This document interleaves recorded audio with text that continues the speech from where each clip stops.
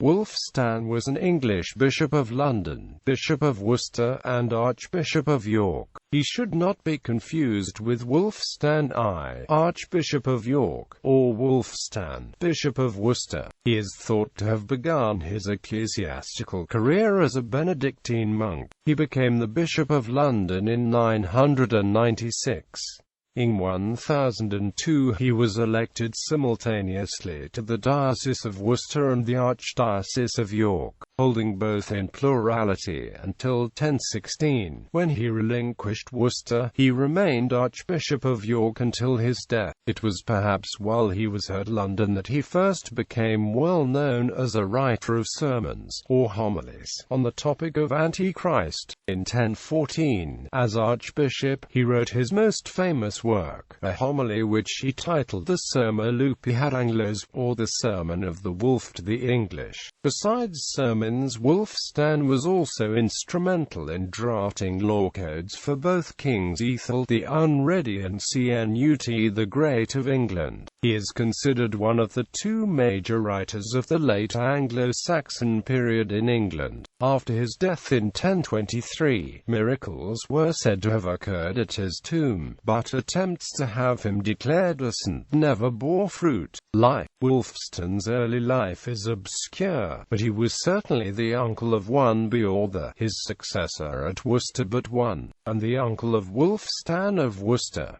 About Wulfstan's youth we know nothing. He probably had familial ties to the Fenlands in East Anglia, and to Peterborough specifically, although there is no direct evidence of his ever being monastic. The nature of Wulfstan's later episcopal career and his affinity with the Benedictine reform argue that he had once studied and professed as a Benedictine monk, perhaps at Winchester. According to the Anglo-Saxon Chronicle, Wulfstan was consecrated Bishop of London in 996, succeeding Wulfstan. Besides the notice in the Chronicle, the first record of his name is in a collection of 9 Latin penitential letters collected by him, 3 of which were issued by him as Bishop of London, and 1 by him as Archbishop of the English. The other 5 letters in the collection were issued by Pope Gregory V and by Pope John.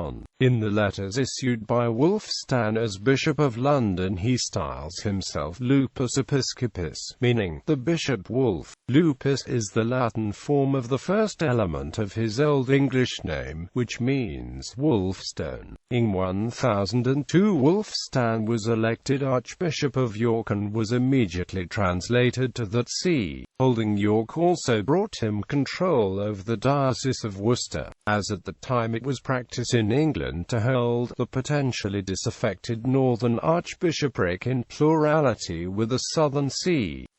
He held both Worcester and York until 1016, resigning Worcester to Lettich while retaining York. There is evidence, however, that he retained influence over Worcester even after this time, and that Lettich perhaps acted only as a suffragan to Wulfstan.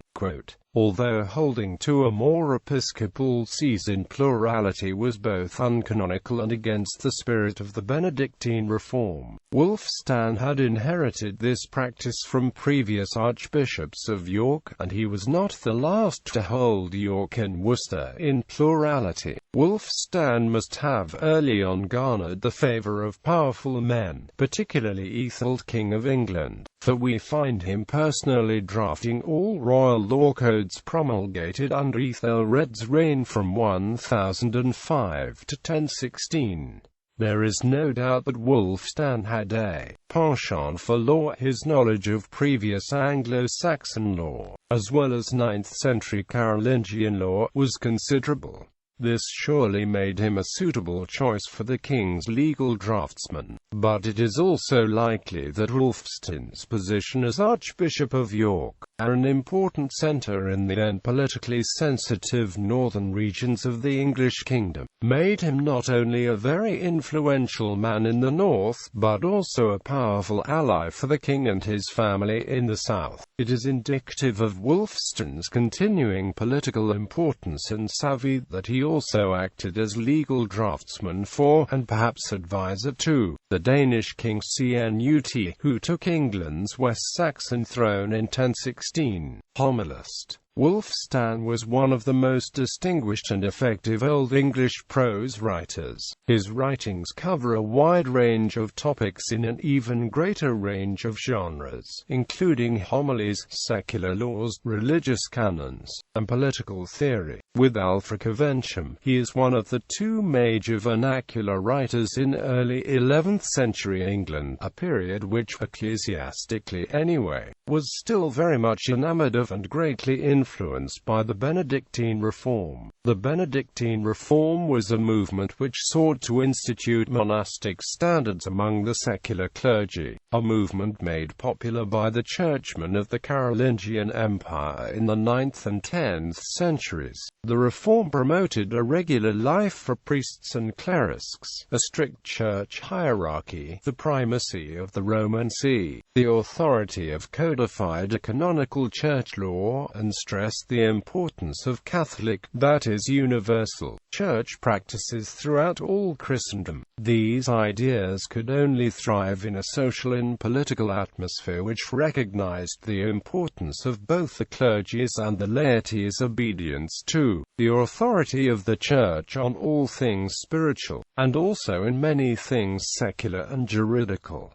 This was one of the main theoretical models behind much of Wulfstan's legal and quasi-legal writings. But Wulfstan was not blind to the fact that, in order for this reform model to thrive in England, the English clergy and laity needed to be educated in the basic tenets of the faith. Nothing less than the legitimacy of English Christendom rested on Englishmen steadfastness on certain fundamental Christian beliefs and practices, like, for example, knowledge of Christ's life and passion, memorization of the Paternoster and the Apostles' Creed, proper baptism, and the correct date and method of celebrating Easter Mass. It is towards the promotion of such beliefs and practices that Wulfstan engaged in writing a number of homilies dedicated to educating both clergy and laity in those Christian fundamentals which he saw as so important for both the flourishing of Christian lives and the success of the English polity. In a series of homilies begun during his tenure as Bishop of London, Wulfstan attained a high degree of competence in rhetorical prose, working with a distinctive rhythmical system based around alliterative pairings. He used intensifying words, distinctive vocabulary and compounds, rhetorical figures, and repeated phrases as literary devices. These devices lend Wulfstan's homilies the tempo-driven, almost feverish quality, allowing them to build toward multiple climaxes. An example from one of his earliest sermons, titled Secundum Lucam, describes with vivid rhetorical force the unpleasantries of hell. Watham thon the Erguiernode hell white, is ece Bringrim Gemange, and amp tar is ece gra tar is granung and amp oanung and amp a single heof tar is ealrayrmth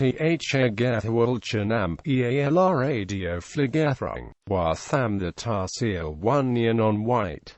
The Terry Himwari Tare Himanner Ere Gordon Thon He Gevord, were then to him who has earned for himself the torments of hell, that there is everlasting fire roiling painfully, and that there is everlasting filth, that there is groaning and moaning and always constant wailing, that there is every kind of misery, and the press of every kind of devil. Woe to him who dwells in torment. Better it were for him that he were never born, than that he become thus.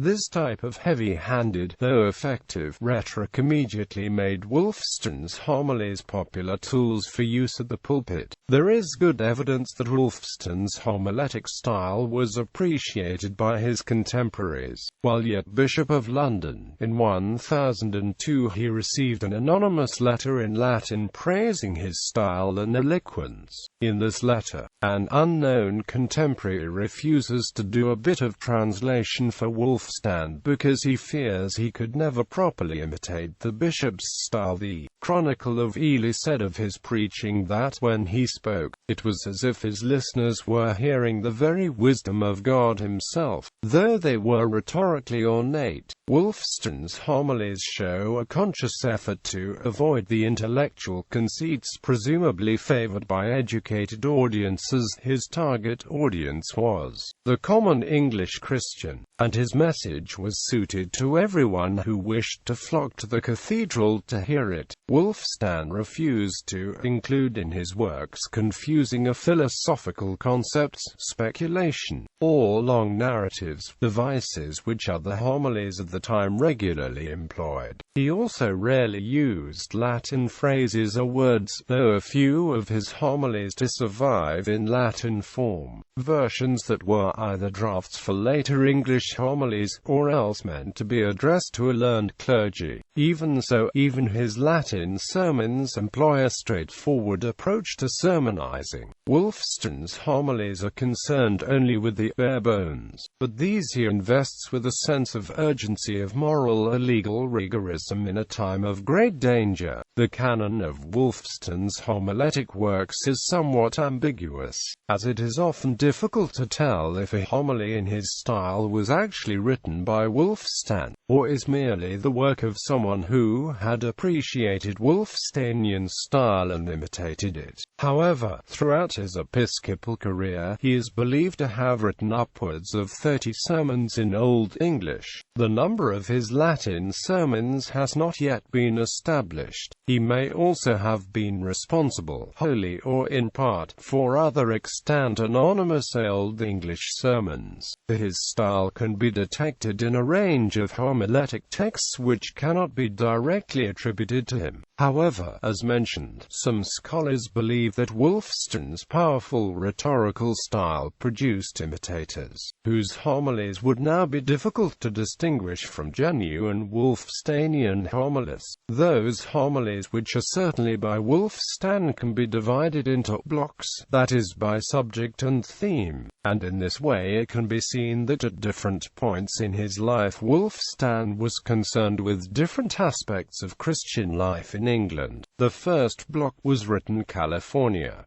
996-1002, and is concerned with eschatology, that is, the end of the world. These homilies give frequent descriptions of the coming of Antichrist and the evils that will befall the world before Christ's second coming. They likely play on the anxiety that surely developed as the end of the first millennium AD approached. The second block, written around 1002 to 1008, is concerned with the tenets of the Christian faith. The third block, written around 1008 to 1020, concerns archiepiscopal functions. The fourth and final block, written around 1014 to 1023, known as the Evil Days block, concerns the evils that befall a kingdom and people who do not live proper Christian lives. This final block contains his most famous homily, the Serma Lupi ad Anglos, where Wulfstan rails against the deplorable customs of his time, and sees recent Viking invasions as God's punishment of the English for their lax ways.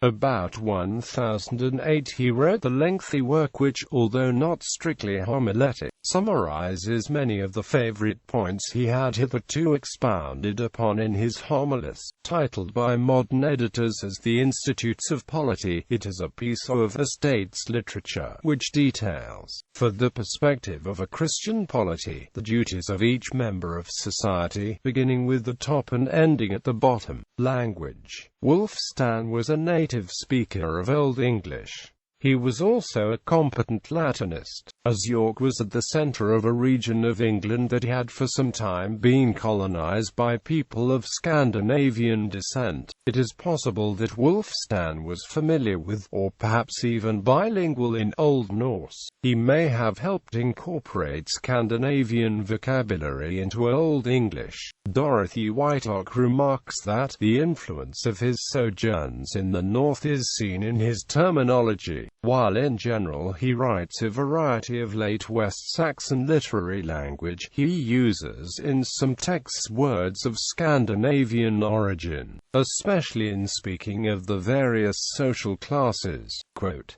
"In some cases, Wulfstan is the only one known to have used a word in Old English, and in some cases such words are of Scandinavian origin. Some words of his that have been recognized as particularly Scandinavian are thrall, slave, servant, bonde, husband, householder, eorl, nobleman of high rank, jarl, fizan, to make someone ready, to put someone to flight, genid marga, close kinsfolk, lager, law." Some Old English words which appear only in works under his influence are werewolf, werewolf, siblega, incest, leocheskit, leidskit, toffisnagild, morthwirta, church reform and royal service. Wulfstan was very involved in the reform of the English Church, and was concerned with improving both the quality of Christian faith and the quality of ecclesiastical administration in his dioceses. Towards the end of his episcopate in York, he established a small monastery in Gloucester, which had to be re-established in 1058 after being burned. In addition to his religious and literary career, Wulfstan enjoyed a lengthy and fruitful career as one of England's foremost statesmen. Under both Ethelred and Cnut, Wulfstan was primarily responsible for the drafting of English law codes relating to both secular and ecclesiastical affairs, and seems to have held a prominent and influential position at court. He drew up the laws that Ethelred issued at Enham in 1008, which dealt with the cult of St. Edward the Martyr, the raising and equipping of ships and ships' crews, the payment of tithes, and a ban on the export of slaves from the kingdom, pushing for religious, social, political, and moral reforms. Wulfstan wrote legislation to reassert the laws of earlier Anglo-Saxon kings and bring order to a country that had been unsettled by war and influx of Scandinavians. Quote, "In 1009 Wulfstan wrote the edict that Ethelred II issued calling for the whole nation to fast and pray for 3 days during Thorkel's raids on England, in a national act of penance. Only water and bread were to be eaten, people should walk to church barefoot, a payment of 1 penny from each hide of land was to be made, and everyone should attend Mass every day of the 3 days. Anyone not participating would be fined or flogged." After Cnut conquered England, Wulfstan quickly became an advisor to the new king, as evidenced by Wulfstan's influence on the law code issued by Cnut. After the death of Leifing, Archbishop of Canterbury in 1020, Wulfstan consecrated his successor Ethelred in 1020, and wrote to Cnut asking the king to grant the same rights and dignities for the new archbishop that previous archbishops had held. Wulfstan also read the laws that were issued by Cnut at Winchester in 1021 or 1022. These laws continued in force throughout the 11th century, as they were the laws referred to in Domesday Book as the Law of King Edward. Death and legacy. Wulfstan died at York on the 28th of May 1023. His body was taken for burial to the monastery of Ely in accordance with his wishes. Miracles are ascribed to his tomb by the Librariensis, but it does not appear that any attempt to declare him a saint was made beyond this. The historian Dennis Bethel called him the most important figure in the English Church in the reigns of Ethelred II and Cnut. Wulfstan's writings influenced a number of writers in late Old English literature, There are echoes of Wulfstan's writings in the 1087 entry of the Peterborough Chronicle, a version of the Anglo-Saxon Chronicle written at Peterborough Abbey. This entry has long been famous as it deals with the death of King William the Conqueror, and contrasts his worldly power with his status after death. Other suggestions of Wulfstan's writing occur in works of Old English, including the Soul's Address to the Body. His law codes, which were written under Ethel and Cnut, remained in effect through the reign of King Edward the Confessor, and were still being reaffirmed in 1100, when King Henry I of England swore a coronation oath to observe the laws of King Edward. The unique 11th century manuscript of the early English Apollonius of Tyre may only have survived because it was bound into a book together with Wulfstan's homilies works. Wulfstan wrote some works in Latin, and numerous works in Old English, then the vernacular. He has also been credited with a few short poems. His works can generally be divided into homiletic, legal, and philosophical categories. Wulfstan's best-known homily is Serma Lupi ad Anglos, or Sermon of the Wolf to the English. In it he proclaims the depredations of the Danes have scourge from God to lash the English for the sins. He calls upon them to repent of the sinful ways and return to the faith of baptism, where there is protection from the fires of hell. Quote, he also read many homilies relating to the last days and the coming of the Antichrist. Age of the Antichrist was a popular theme in Wulfstan's homilies, which also include the issues of death and judgment day. 6 homilies that illustrate this theme include Secundum Mattheum, Secundum Lucam, De Antichristo, De Temporibus Antichrist, Secundum Marcum, and De Falsis Dice. De Antichristo was the first full development of the Antichrist theme, and Wulfstan addressed it to the clergy, believing that he lived at the time right before the Antichrist was to come. He felt compelled to diligently warn and teach the clergy to withstand the dishonest teaching of the enemies of God. These 6 homilies also include emphasis that the hour of the Antichrist is very near, warnings that the English should be aware of false Christs who will attempt to seduce men, warnings that God will pass judgment on man's faithfulness,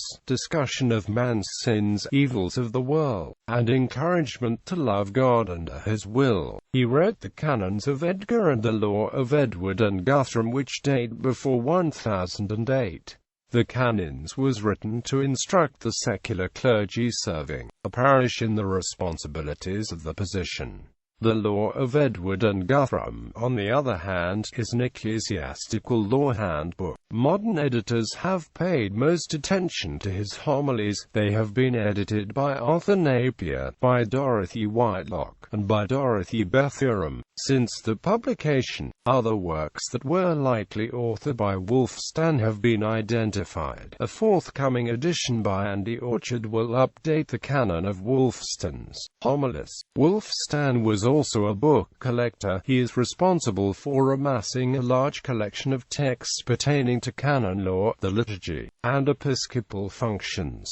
This collection is known as Wulfstan's Commonplace Book. A significant part of the Commonplace Book consists of a work once known as the Excerptiones Pseudo-Egberti, though it has most recently been edited as Wulfstan's Canon Law Collection. This work is a collection of conciliar decrees and church canons, most of which he culled from numerous 9th and 10th century Carolingian works. This work demonstrates the wide range of Wulfstan's reading and studies. He sometimes borrowed from this collection when he wrote his later works, especially the law codes of Ethel. There are also a number of works which are associated with the Archbishop, but whose authorship is unknown, such as the late Old English Handbook for the Use of a Confessor. Style. Wulfstan's style is highly admired by many sources, easily recognizable and exceptionally distinguished. Much Wulfstan material is, moreover, attributed constructed largely or even solely on the basis of his highly idiosyncratic prose style, in which strings of syntactically independent two-stress phrases are linked by complex patterns of alliteration and other kinds of sound play. Indeed, so idiosyncratic is Wulfstan's style that he is even ready to rewrite minutely works prepared for him by LFRIC. For this identifiable style, 26 sermons can be attributed to Wulfstan, 22 of which are written in Old English, the others in Latin. However, it's suspected that many anonymous materials are Wulfstan's as well, and his handwriting has been found in many manuscripts, supplementing a correcting material. He wrote more than just sermons, including law codes and sections of prose. Certainly he must have been a very talented writer, gaining a reputation of eloquence while he still lived in London. In a letter to him, the writer asks to be excused from translating something Wulfstan had asked him to render into English, and pleads as an excuse his lack of ability, in comparison with the bishop's skill. Similarly, the early student of Wulfstan I,